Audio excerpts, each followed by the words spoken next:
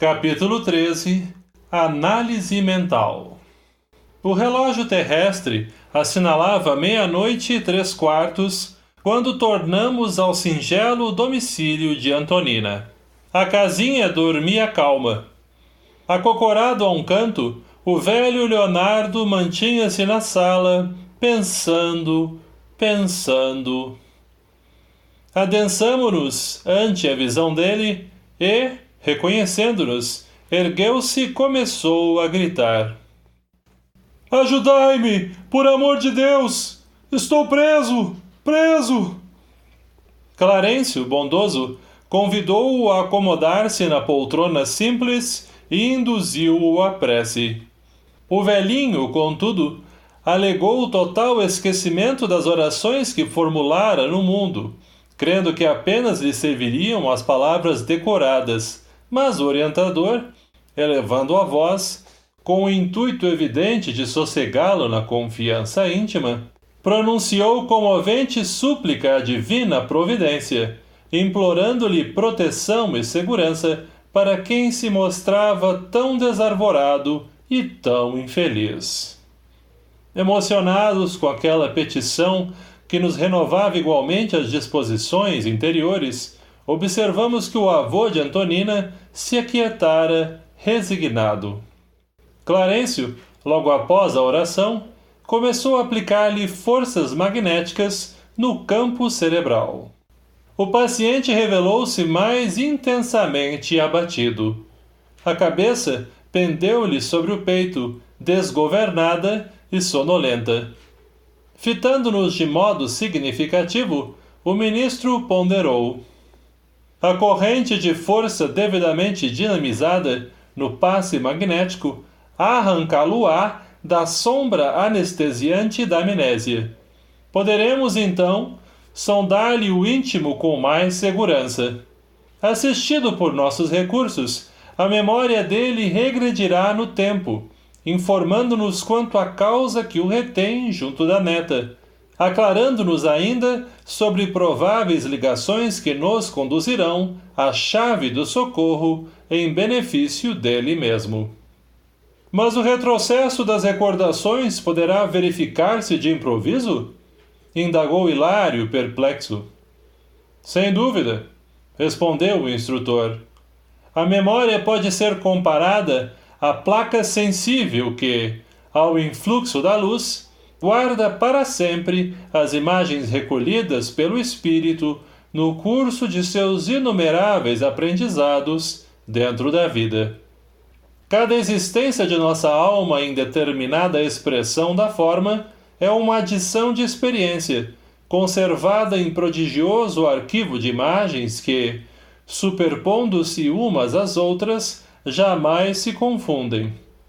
Em obras de assistência a qual aqui desejamos movimentar, é preciso recorrer aos arquivos mentais, de modo a produzir certos tipos de vibração, não só para atrair a presença de companheiros ligados ao irmão sofredor que nos propomos socorrer, como também para descerrar os escaninhos da mente, nas fibras recônditas em que ela detém as suas aflições e feridas invisíveis.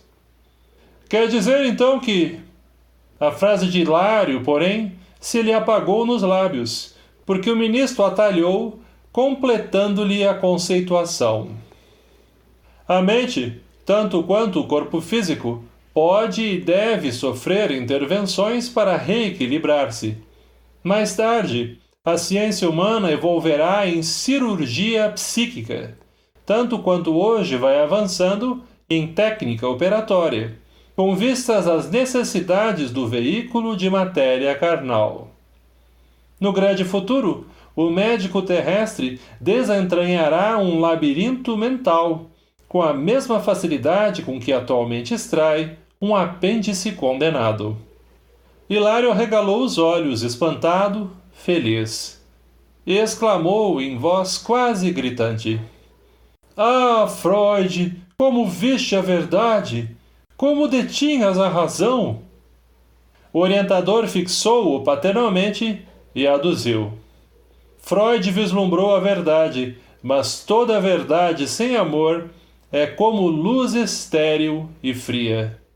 Não bastará conhecer e interpretar. É indispensável sublimar e servir. O grande cientista observou aspectos de nossa luta espiritual na senda evolutiva e catalogou os problemas da alma ainda encarcerada nas teias da vida inferior. Assinalou a presença das chagas dolorosas do ser humano, mas não lhes estendeu eficiente bálsamo curativo. Fez muito, mas não o bastante. O médico do porvir, para sanar as desarmonias do espírito, precisará mobilizar o remédio salutar da compreensão e do amor, retirando-o do próprio coração. Sem mão que ajude, a palavra erudita morre no ar.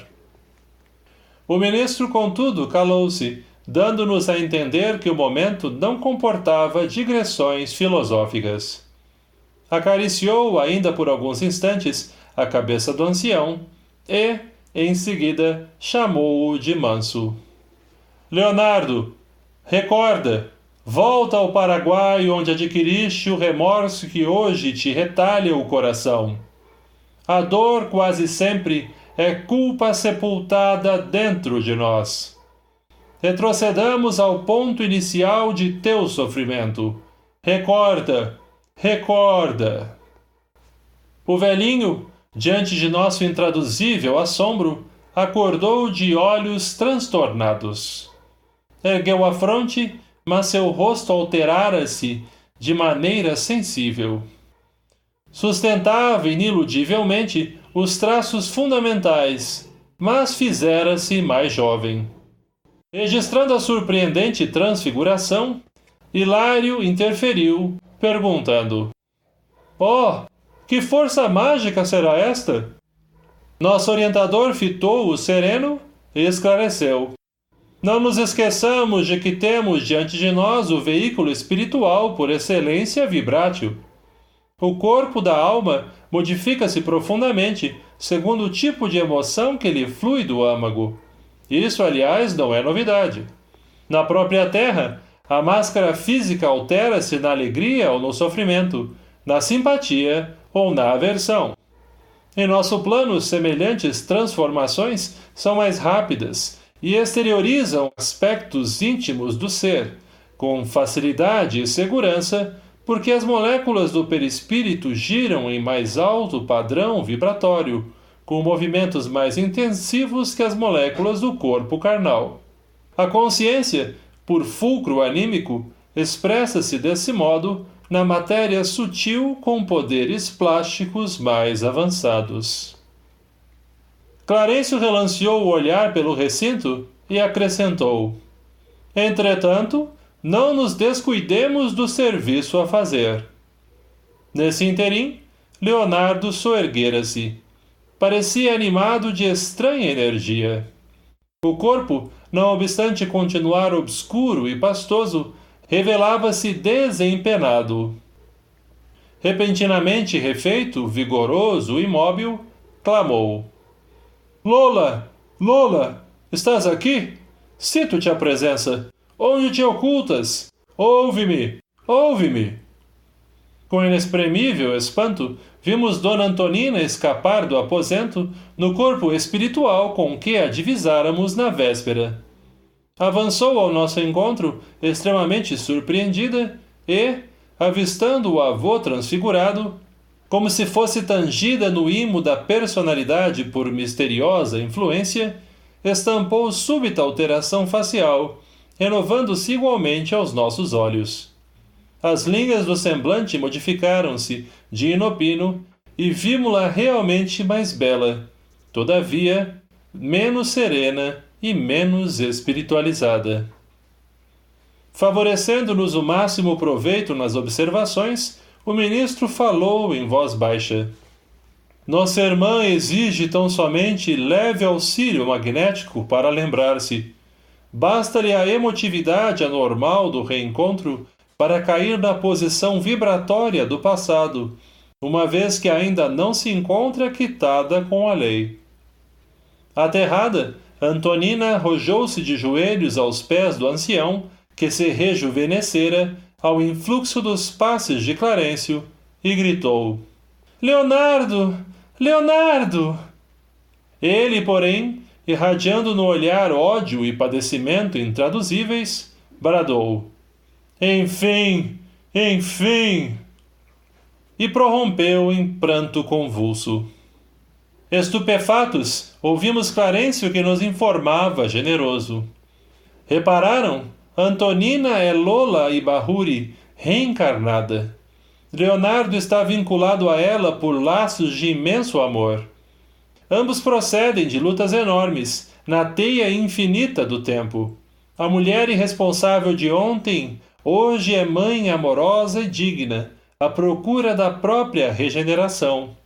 Tendo abandonado outrora o marido, foi induzida a desposar um homem animalizado, com quem se encontra igualmente enleada por laços do pretérito, e que, não a entendendo agora, relegou-a ao esquecimento. Recebeu, contudo, antigos associados de destino por filhos do coração, que conduz para o bem. Em contraposição às facilidades delituosas do passado, atravessa atualmente aflitivos obstáculos para viver. Simpatia incoercível inclinou-nos para aquela mulher em provas tão ríspidas. O ensinamento que a vida ali nos ofertava era efetivamente sublime. A voz do orientador, no entanto, era clara e segura a recomendar. Ajudemos. O momento determina auxiliar.